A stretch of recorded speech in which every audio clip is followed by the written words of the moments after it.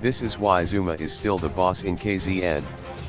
The battle between rival factions of the ANC was laid bare at the weekend, with Zuma gaining the upper hand over his presidential successor in KZN.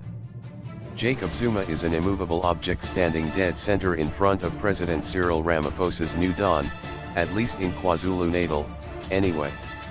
It has become clear since Friday that Zuma has no intention of letting go his vice grip on some parts of the ANC. The battle between his loyalists and those aligned to party and state President Cyril Ramaphosa was laid bare in arguably one of the most blatant shows of factionalism since Zuma was forced from Luthuli House. While Ramaphosa tears down Zuma's last outposts in Northwest and in cabinet, the former president is sticking to his guns in his home province, his last fortress of support in the ANC. Its walls will not be breached without a fight. And a fight is brewing. A supporter wearing ANC colors holds a portrait of Jacob Zuma at a rally in support of Zuma on June 8, 2018 outside the High Court in Durban. Months before the ANC's national conference, Zuma's staunchest allies in the province were stripped of their powers, when the High Court in Pietermaritzburg declared the party's provincial executive's 2015 election illegal and void. It was the first time Ramaphosa's loyalists dealt a significant blow to Zuma.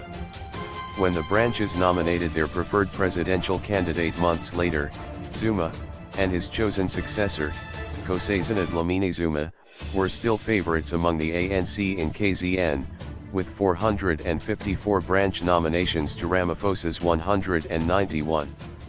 A month after Ramaphosa won the ANC election, the party's highest decision-making body moved to disband its KZN executive, the second blow to Zuma's empire. But Misholoza did not wave a white flag.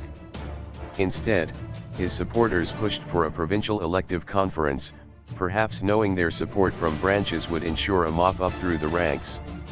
An executive beholden to Zuma would ensure the largest ANC voting bloc in the country remains in his grasp. Supporters of Jacob Zuma gather outside the High Court in Durban. June 8, 2018. The court interdicted the conference from proceeding, sparking the ire of the Zuma camp. They went on the offensive. Late on Friday evening, when the conference finally sat, Mike Mabayakolu, who leads the interim provincial task team with Cyril Zikalala and was considered his rival for the throne from the Ramaphosa camp, was not allowed to speak. He was drowned out by infuriated Zuma loyalists in the crowd of delegates, who were singing Wenzeni U Zuma and banging on tables. When ANC National Chairperson Gwede Mantashe took over to deliver the conference's opening address, the meeting again dissolved into chaos. Mantashe is seen by many as a Ramaphosa loyalist, and the delegates would not let him make his speech.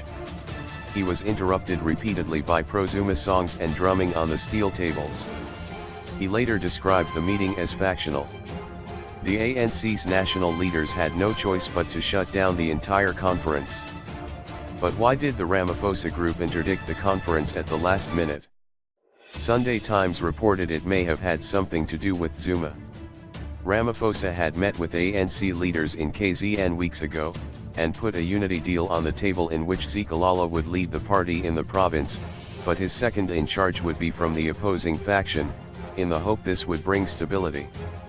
But Zuma reportedly instructed that his supporters withdraw from the deal, forcing Ramaphosa to put a stop to the entire conference.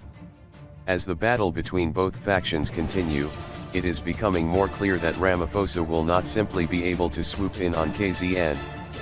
Zuma is still too powerful on the ground, able to use his bloc of supporters against the instructions of the party's national leadership. The weekend's events made it clear that Zuma remains a dominating force in KZN.